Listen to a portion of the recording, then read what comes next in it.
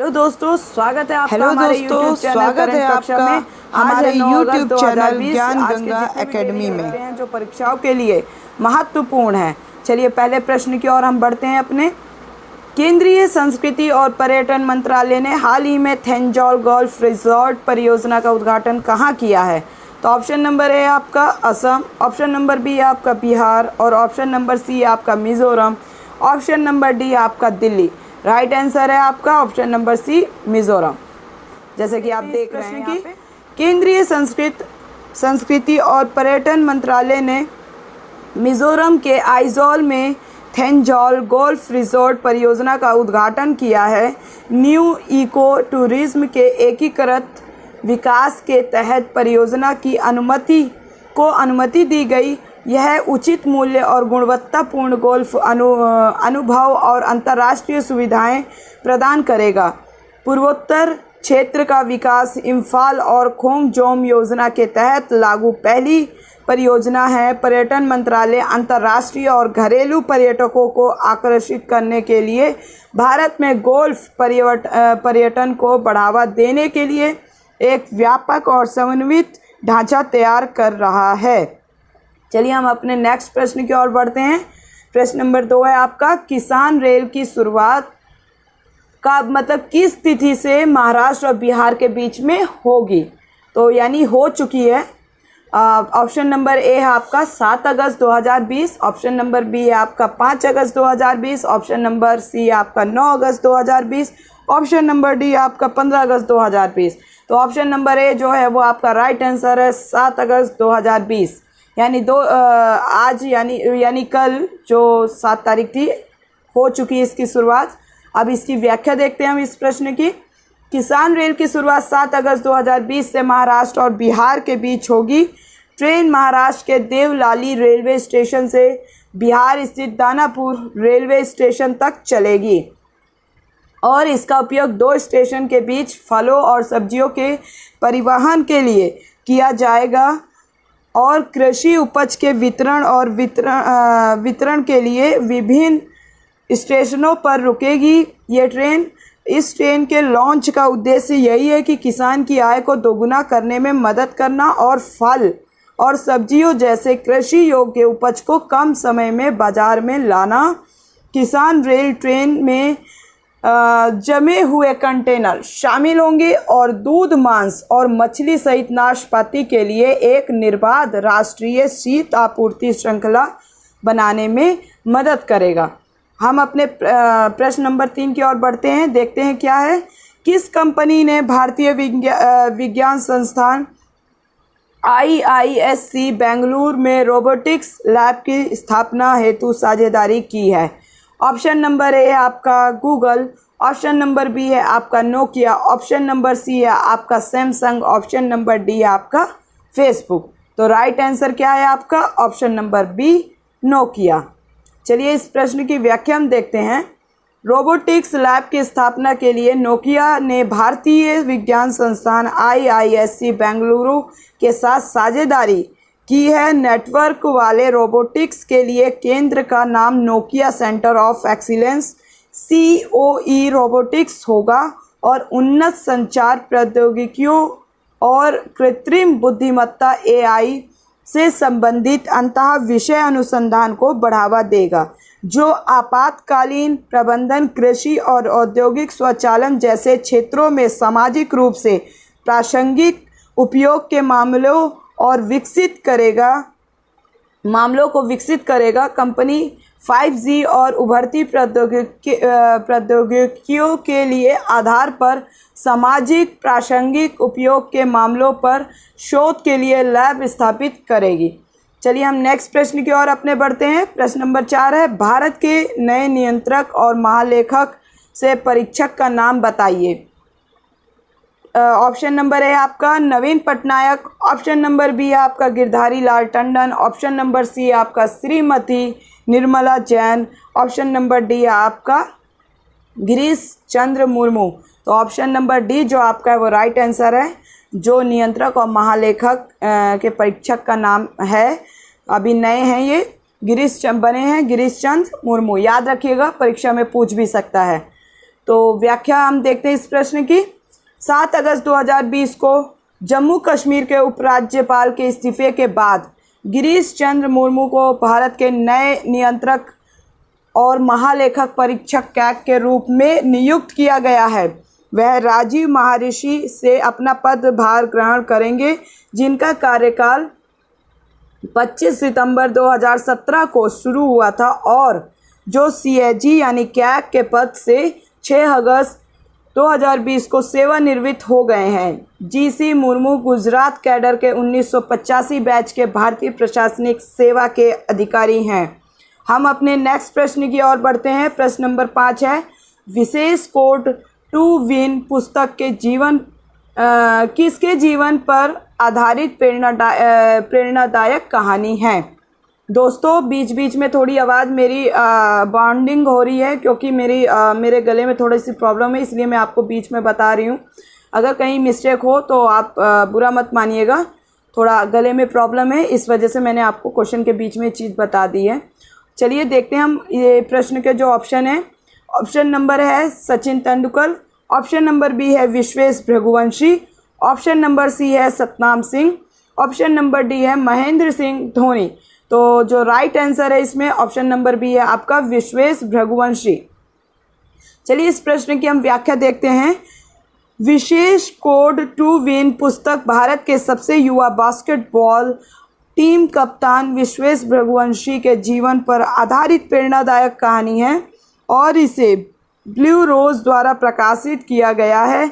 पुस्तक का लेखक स्पोर्ट्स वूमन लेखिका निरुपमा यादव द्वारा किया गया है। विश्वेश भृगुवंशी उत्तर प्रदेश के वाराणसी के रहने वाले हैं और वह पहली बार 2010 में भारतीय टीम के कप्तान बने थे।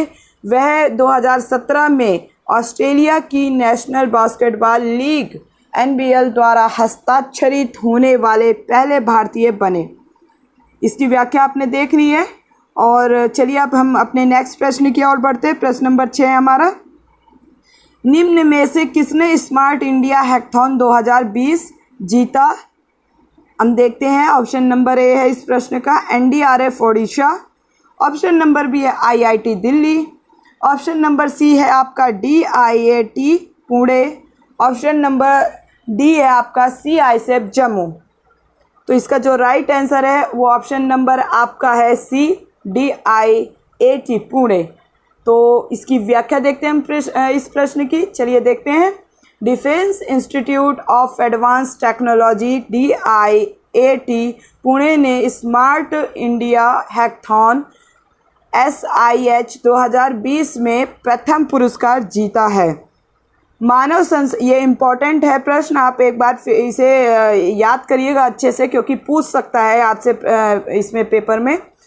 मानव संसाधन विकास मंत्रालय और अखिल भारतीय तकनीकी शिक्षा परिषद AICTE ने संयुक्त रूप से 1 से 3 अगस्त 2020 के दौरान Noida institute of engineering and technology NIET Uttar Pradesh में SIH 2020 का आयोजन किया था।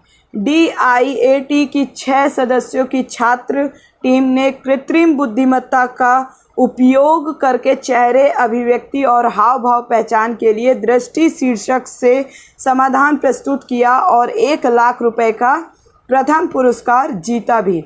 चलिए हम नेक्स्ट प्रश्न की ओर बढ़ते हैं। प्रश्न नंबर हमारा 7 है, किसने मालदीव औद्योगिकी मत्स्य कंपनी MIFCO को 18 मिलियन अमेरिकी डॉलर का ऋण दिया है। ऑप्शन नंबर ए आपका चीन, ऑप्शन नंबर बी है आपका अमेरिका, ऑप्शन नंबर सी है आपका भारत और ऑप्शन नंबर डी है आपका जापान।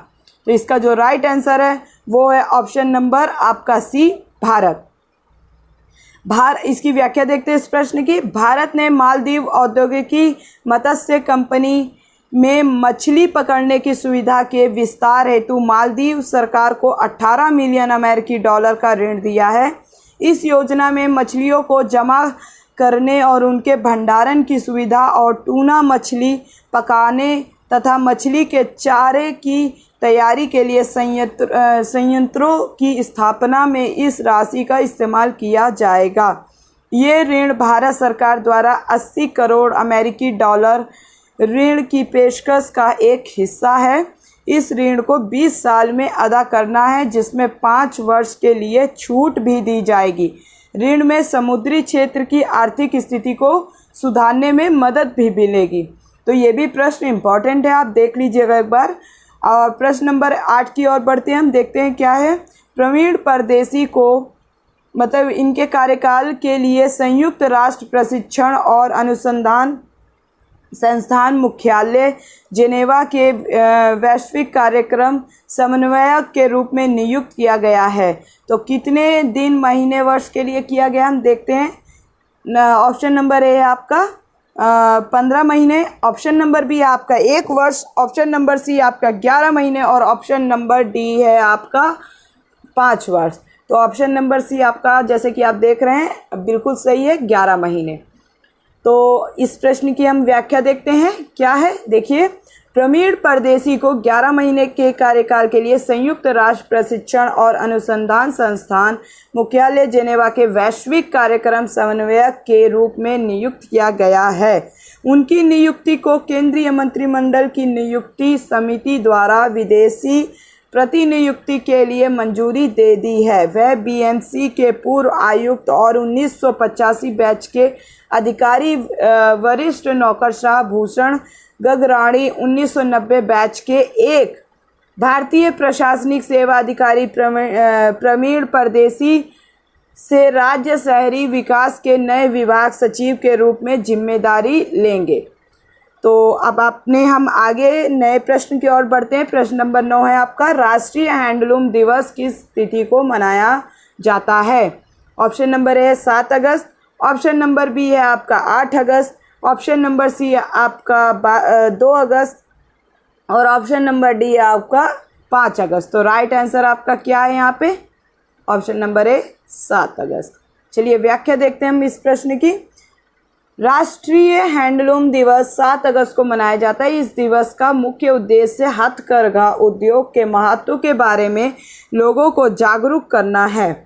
हम अपने नेक्स्ट प्रश्न की ओर बढ़ते हैं। देखिए क्या है प्रश्न number 10, chemical research society of India कांस्य पदक 2021 से सम्मानित किया गया है, यानी किनको किया गया है हम देखेंगे। ऑप्शन नंबर ए है नरेंद्र चेन्नप्पा को, ऑप्शन नंबर बी है श्रीमती राधिका सैनी को, ऑप्शन नंबर सी है आपका राजेश भटनागर जी को, ऑप्शन नंबर डी है श्री हरि पब्बा राजा को। तो ऑप्शन नंबर डी क्या है आपका, श्री हरि पब्बा राजा को, जैसे कि आप ये देख रहे हैं। ये इम्पॉर्टेंट प्रश्न है, आप देख लीजिएगा फिर से। Chemical research society of India कांस्य पदक 2021 से सम्मानित किया गया है, किसको किया गया है, श्री हरि पब्बा राजा जी को। इसकी व्याख्या हम देखते हैं। श्री हरि पब्बा राजा को नए रासायनिक संस्थानों और प्राकृतिक उत्पादों के कुल संश्लेषण के लिए विधि विकास में उनके योगदान के लिए chemical research society of India कांस्य पदक 2021 से सम्मानित किया गया है।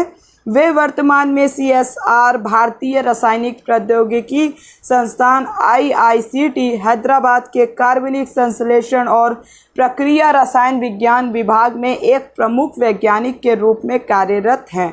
यह पुरस्कार उन्हें 27वें chemical research society of India, Royal Society of Chemistry CRSI से RSC की संयुक्त संगोष्ठी के दौरान दिया जाएगा, जो भारतीय प्रौद्योगिकी संस्थान IIT गुवाहाटी में आयोजित किया जाएगा। देखिए ये प्रश्न अब पूरे ख़त्म हो गए हैं, एक बार आप देख लीजिए क्योंकि इम्पॉर्टेंट प्रश्न भी हैं और परीक्षा भी होने वाली हैं। जैसे कि 16 अगस्त को है BO की, तो देख लीजिएगा एक बार ये करंट अफेयर्स, जितनी भी मेरी इसमें करंट अफेयर्स की वीडियो बनी है, जो भी बच्चा दे रहा है इम्पॉर्टेंट क्वेश्चन ही मैं यहाँ पे लाती हूँ, 10-10, 12-12 क्वेश्चन जो भी होते हैं। और अगर आपको ये वीडियो अच्छी लगी हो तो लाइक, शेयर, कमेंट ज़रूर करिएगा। और अगर आप मेरे चैनल में नए हैं तो आप इस चैनल को सब्सक्राइब जरूर करें और बेल आइकन ज़रूर क्लिक करें, जिससे कि नेक्स्ट वीडियो आप तक समय तक नेक्स्ट वीडियो का नोटिफिकेशन आपके पास सही समय तक पहुंच जाए और वीडियो भी आप तक सही समय तक पहुंच जाए। और अगर वीडियो अच्छी लगे तो अपने मित्रों के बीच में शेयर ज़रूर करिएगा, क्योंकि आप लोगों का सपोर्ट अभी बहुत ज़रूरी है हमारे लिए। धन्यवाद।